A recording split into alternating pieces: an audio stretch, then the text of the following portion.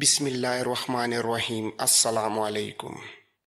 قاسم رات دیر تک بطریق اعظم کے پاس مختلف معاملات پر بات چیت میں مصروف رہا اور بالآخر تمام معاملات طے کرنے کے بعد اپنے کمرے میں آ کر سو گیا۔ دوسرے دن کا سورج طلوع ہوا تو آیا صوفیہ کے سامنے قسطنطنیہ کے امراء، وزراء، عمائدین سلطنت، شاہی خاندان کے افراد، فوجی افسروں اور کلیسائے روما کے مذہبی پیشواؤں کی بگیاں رکنا شروع ہو گئیں۔ کانفرنس دوپہر کے بعد شروع ہونے والی تھی۔ جو شرکاء آتے گئے اپنی اپنی نشستوں پر بیٹھتے گئے۔ دوپہر سے پہلے آیا صوفیہ کا حال کانفرنس کے شرکاء سے بھر چکا تھا اور پھر چوبدار نے حال کے دروازے پر کھڑے ہو کر یہ اعلان کیا کہ کچھ دیر میں ہی شہنشاہ معظم کی سواری پہنچنے والی ہے۔ آیا صوفیہ کا بطریق اعظم اور سلطنت کے دوسرے بہت سے عہدیدار قسطنطین کے استقبال کے لیے اپنی نشستوں سے اٹھ کر حال سے باہر نکل آئے۔ قاسم بھی بطریق اعظم کے ہمراہ تھا۔ شہنشاہ کے محافظ دستے کے ایک نمائندے نے آیا صوفیہ کے سامنے استقبال کے لیے موجود اراکین سلطنت کو شاہی سواری کے لیے دو رویا کھڑے ہونے کی ہدایت کی۔ سب سے پہلے قاسم کو سواروں کا ایک دستہ نظر آیا جو انتہائی نظم و ضبط کے ساتھ آگے بڑھ رہا تھا۔ سواروں کے گھوڑے اپنی گردنیں اکڑائے اور ہنہناتے ہوئے گویا شاہی سواری کی آمد کا اعلان کر رہے تھے۔ ان سواروں کے عقب میں ایک اکیلا گھڑ سوار جس کے گھوڑے کی پشت پر بازنطینی سلطنت کا علم تھا، زرنگار لباس میں ملبوس، اپنی برہنہ شمشیر ہوا میں لہراتا اٹھلاتا آ رہا تھا۔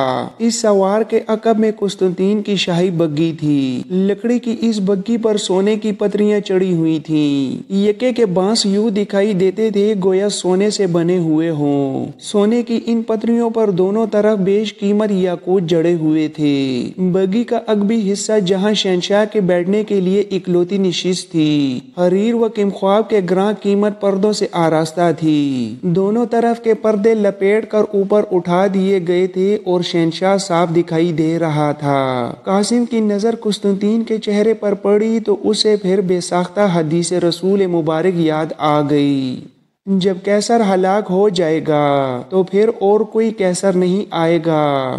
قاسم سوچ رہا تھا یہی وہ آخری قیصر ہے جس کے ہلاک ہونے کے بعد پھر کوئی قیصر پیدا نہیں ہوگا۔ قاسم کی نظریں قیصر کے چہرے پر ٹک گئیں۔ یہ ایک نوجوان لڑکا تھا۔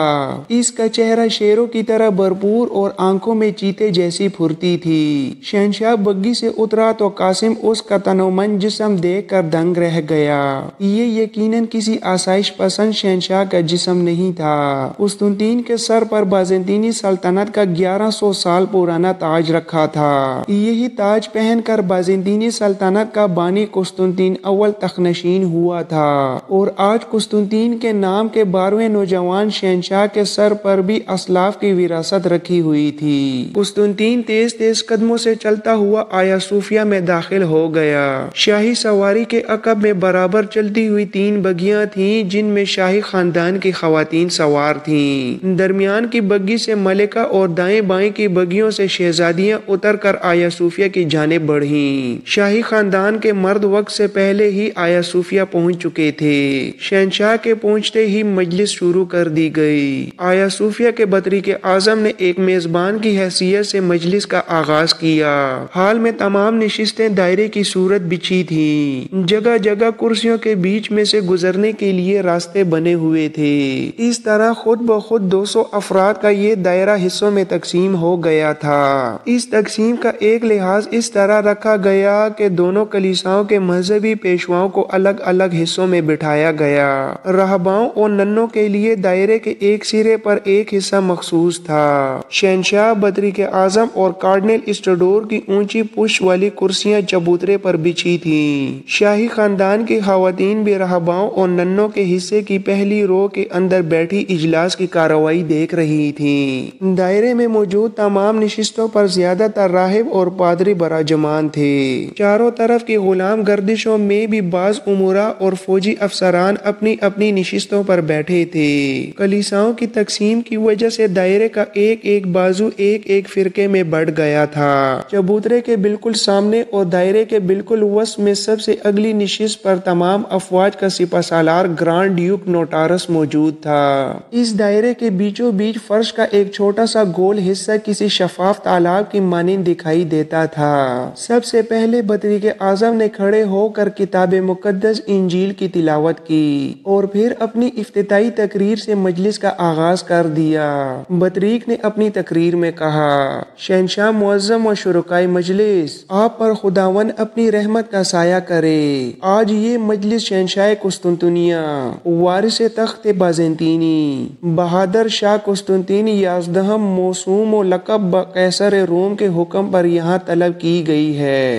اس میٹنگ کا مرکزی نقطہ ہے رومن کیتھولک چرچ اور دی ہولی آرتھوڈوکس چرچ کے مابین اتحاد۔ شہنشاہ معظم کی یہ آرزو ہے کہ دونوں کلیساؤں کے درمیان اتحاد ہو جائے تاکہ مذہبی منافرت اور تفرقہ بازی کا خاتمہ ہو سکے۔ جہاں تک اس اختلاف کا تعلق ہے تو دونوں کے درمیان یہ تصادم گزشتہ 900 سال سے موجود ہے۔ شہنشاہ معظم کے عالی نسب آباء و اجداد دی ہولی آرتھوڈوکس چرچ کے راسخ العقیدہ پیروکار تھے۔ عظیم قیصر انجیہانی جسٹینین نے ایک خطیر رقم صرف کر کے آیا صوفیہ کی عمارت تعمیر کی تھی جس میں اس وقت ہم سب موجود ہیں۔ تاریخ شاہد ہے کہ قسطنطنیہ نے خداوند یسوع مسیح کی دعوت پر روما سے پہلے لبیک کہی تھی اور اس بنیاد پر قسطنطنیہ کا چرچ خداوند یسوع مسیح کے اولین ماننے والوں میں سے ہے۔ تاریخ اس بات کی بھی شاہد ہے کہ 11ویں صدی کی صلیبی جنگوں میں قسطنطنیہ نے اپنے لاکھوں مجاہد شہید کروا کے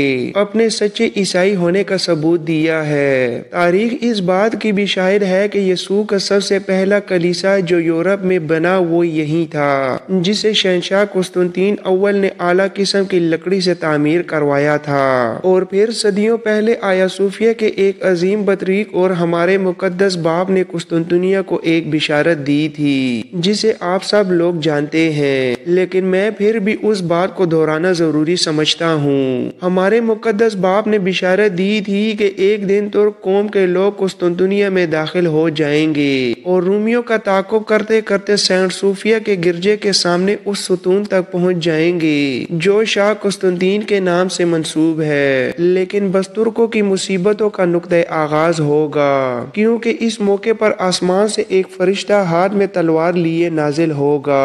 معزز مہمان گرامی، اس آسمانی الہام کا مطلب صاف ظاہر ہے اور وہ یہ ہے کہ آیا صوفیہ کا کلیسا ہی اس شہر کی بقا کا واحد محافظ ہے۔ آج مشرق و مغرب کے تمام عیسائی پیشوا آیا صوفیہ میں موجود ہے۔ ہمیں سلطان محمد خان کے خلاف دونوں فرقوں کے اتحاد پر کوئی اعتراض نہیں۔ ہمیں خوشی ہے اگر ہمارے قدیمی بھائی اہل روما بدعات کو ترک کر کے ہمارے ساتھ مل جائیں۔ دی ہولی آرتھوڈوکس چرچ حقیقی عیسائیت کا نمائندہ ہے۔ اس کے علاوہ میں شہنشاہ معظم کی خدمت میں اس میٹنگ کے آغاز پر ہی یہ درخواست کروں گا کہ اجلاس کی صدارت کا باقاعدہ اعلان فرماتے ہوئے یونانی کلیسا اور آیا صوفیہ کی حرمت اور تقدس کو بھی اپنی مبارک نظروں سے اوجھل نہ ہونے دیں۔ اس کے ساتھ ہی میں اپنی تقریر ختم کرتا ہوں۔ شکریہ۔ بطریق اعظم اپنی نشست پر بیٹھ گیا۔ اب شہنشاہ نے مجلس کی صدارت کا اعلان کیا اور بطریق اعظم کی درخواست کو نظر انداز کرتے ہوئے کارڈنل اسٹوڈور کو دونوں کلیساؤں کا متحدہ مجلس کا صدر بنا دیا۔ شہنشاہ کے اس حکم پر یونانی کلیساؤں کے پادری اپنی کرسیوں پر جزبز ہو کر رہ گئے۔ اب اجلاس باقاعدہ شروع ہو چکا تھا۔ سب سے پہلے شہنشاہ نے اجلاس کے مقصد پر روشنی ڈالی اور تمام شرکاء کو اس نقطے پر اعتماد میں لینے کے لیے ایک لمبی تقریر کی کہ کس طرح دونوں کلیساؤں کا اتحاد دفاع قسطنطنیہ کے لیے ضروری ہے۔ شہنشاہ نے اپنی تقریر میں آیا صوفیہ کے پادریوں اور بطریقوں کو ٹھنڈا رہنے کی ہدایت کی اور ان کو مختلف ذومعنی فکروں سے سمجھانے کی کوشش کی کہ پاپائے روم اور مغربی یورپ کی امداد قسطنطنیہ کے لیے ناگزیر ہے۔ شہنشاہ کو مذہبی اتحاد سے زیادہ مغربی یورپ کی امداد سے دلچسپی تھی، اس لیے وہ دونوں فرقوں کے درمیان ہر اختلاف کو نظر انداز کر کے تمام عیسائیوں کو یکجا کرنا چاہتا تھا۔ در حقیقت قسطنطین کی سوچ معقول معقول تھی۔ یہ عیسائی دنیا کی بدنصیبی تھی کہ ان کے مذہبی ملت پر حملہ ہونے والا تھا اور وہ ابھی تک تفرقہ بازی میں گرے ہوئے تھے۔ تاریخ شاہد ہے وہ قومیں کبھی زندہ نہیں رہتی جو اپنے مرکز کو بھول کر باندھ باندھ کے فرقے بنا لے۔ رسول کریم صلی اللہ علیہ وآلہ وسلم نے مدینہ میں بننے والی مسجد زرار کو صرف اس لیے گرا دیا تھا کہ قرآن حکیم میں اللہ تعالیٰ نے اسے فرقہ بندی قرار دیا تھا۔ قسطنطنیہ پر ایک بہت طاقتور دشمن حملہ آور ہونے والا تھا اور سب سے بڑی بات یہ تھی کہ قسطنطنیہ یورپ میں عیسائیت کا روما سے بھی بڑا مرکز تھا، لیکن پھر بھی عیسائیوں کی فرقہ بازی عین ایام جنگ میں عروج پر تھی۔ بطریق نے اپنی تقریر میں صاف کہہ دیا تھا کہ رومن کیتھولک چرچ والے اپنی بدعات ترک کر دیں تو ان کے ساتھ اتحاد کرنے کے لیے تیار ہیں۔ شہنشاہ نے اس کے برخلاف سب کو مشترکہ دشمن کے خطرے کا احساس دلانے کی کوشش کی۔ شہنشاہ کے اس خیال پر تمام افواج کا سپہ سالار گرانڈ ڈیوک نوٹارس سب سے زیادہ برہم ہوا اور اس نے اپنی نشست پر کھڑے ہو کر ایک لحاظ سے شہنشاہ کی گستاخی کی تھی اور بڑی مجلس میں ڈنکے کی چوٹ پر کہا، اگر شہنشاہ معظم کو یہ خطرہ ہے کہ قسطنطنیہ پر مسلمان قابض ہو جائیں گے تو میری نظر میں یہ کوئی بڑا خطرہ نہیں، اس سے بڑا خطرہ یہ ہے کہ قسطنطنیہ پر روم کے ظالم پوپ کا قبضہ ہو جائے گا۔ مجھے قسطنطنیہ میں کارڈنل کی ٹوپی کے مقابلے میں ترکوں کے امامے دیکھنا زیادہ گوارا ہے۔ نوٹارس کے الفاظ ایوان مجلس پر برق کی طرح گرے۔ ایک لمحے کے لیے تو سارا حال خاموش ہو گیا۔ سب کی نظریں یکلخت قسطنطین کے چہرے پر اٹھیں۔ شہنشاہ کا چہرہ انگارے کی طرح سرخ ہو رہا تھا۔ نوٹارس نے گستاخی کی حد کر دی تھی، لیکن شہنشاہ اپنی کرسی پر پیچ و تاب کھا کر رہ گیا۔ یہ اس کا دربار نہیں تھا کہ جلاد کو حکم دے کر نوٹارس کا سر قلم کروا دیتا۔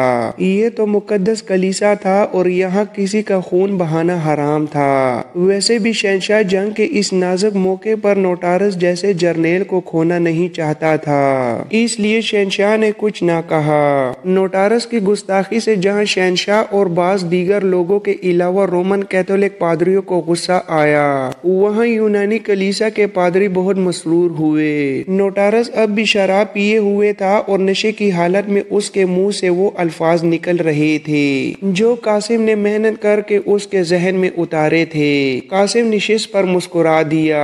نوٹارس بیٹھ گیا تو کارڈنل اسٹڈور نے پہلی مرتبہ کھڑے ہو کر کچھ کہنا چاہا۔ معزز حاضرین مجلس، میں پوپ جان نکلسن کا نمائندہ خصوصی ہوں۔ قسطنطنیہ صرف آپ کے لیے اہم نہیں، ہمارے لیے بھی بہت مقدس ہے۔ بطریق اعظم نے اپنی تقریر میں جس بشارت کا حوالہ دیا ہے وہ بشارت مقدس بطریق نے نامکمل سنائی ہے۔ آپ میں سے بہت سے لوگ اس قدیمی بشارت کے بارے میں پوری طرح جانتے ہوں گے، لیکن پھر بھی میں ایک مرتبہ پھر اس مقدس باب کی بشارت کو دہراتا ہوں۔ بشارت یہ تھی، ایک دن ترک قوم کے لوگ قسطنطنیہ میں داخل ہو جائیں گے۔ رومیوں کا تعاقب کرتے کرتے سینٹ صوفیہ کے گرجے کے سامنے اس ستون تک آ جائیں گے جو شاہ قسطنطین کے نام سے منسوب ہے، لیکن بس یہی ان کے مصائب کا نقطۂ آغاز ہوگا، کیونکہ اس موقع پر آسمان سے ایک فرشتہ ہاتھ میں تلوار لیے نازل ہوگا اور اس آسمانی ہتھیار کے ذریعے قسطنطنیہ کی سلطنت ایک ایسے غریب آدمی کے حوالے کر دے گا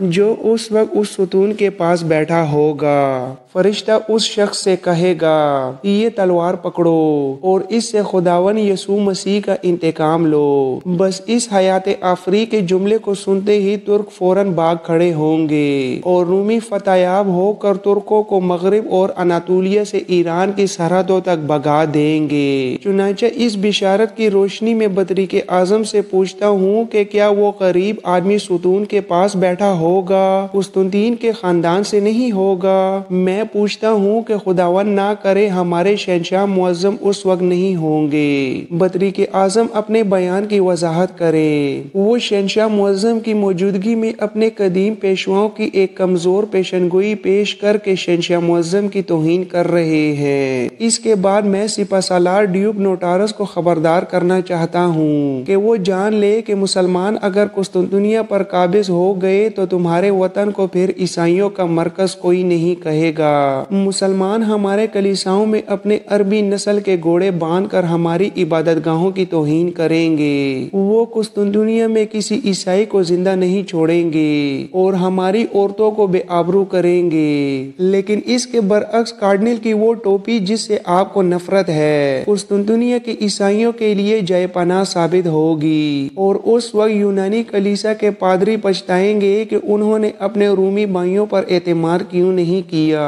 कासिम इस इजलास में मौजूद था। उसकी कुर्सी आया सूफिया के खास राहिबों और बतरीकों के साथ बिछी हुई थी। वो इजलास की सारी कार्रवाई बड़े गौर से सुन रहा था। जिस जगह कासिम बैठा था ये जगह शुरुका के दायरे के दाएं बाजू का आखिरी सिरा था। इसके बिल्कुल सामने वाला बाजू जिसमें आया सूफिया की रहबाएं और शहजादियां बैठी थी ईवान के दायरे का दूसरा सिरा था। यही वजह थी कि कासिम की निशिस्त खवातीन की निशिस्तों के बिल्कुल सामने आ गई। दरमियान में सिर्फ चंद कदम का वही फासला था जो चबूतरे की चौड़ाई थी। चबूतरे पर शहनशाह, बतरीके आजम और कार्डिनल बाराजमान थे। कासिम ने इस निशिस्त पर बैठते वक्त इंतहाई बेताबी के साथ एक एक राइबा का चेहरा देखा था कि शायद मार्सी भी इस इजलास में शरीक हो, लेकिन उसे मार्सी कहीं नजर न आई। सामने की निशिस्तों पर शाही खानदान की लड़कियां और ज्यादा मुकद्दस रहबाएं बराजमान थीं। कार्डिनल जिस वक्त मुसलमानों के मजालिम का जिक्र कर रहा था कासिम का खून खोल उठा। इस इजलास का नाजिम स्टेज सेक्रेटरी एक नौजवान बतरीक था जो कासिम के दाएं पहलू में जरूरी कागजात का पलंदा अपनी जोली में रखे इजलास की कार्रवाई देख रहा था। पहली मर्तबा इजलास के नाजिम ने खड़े होकर एक अजीब ऐलान किया।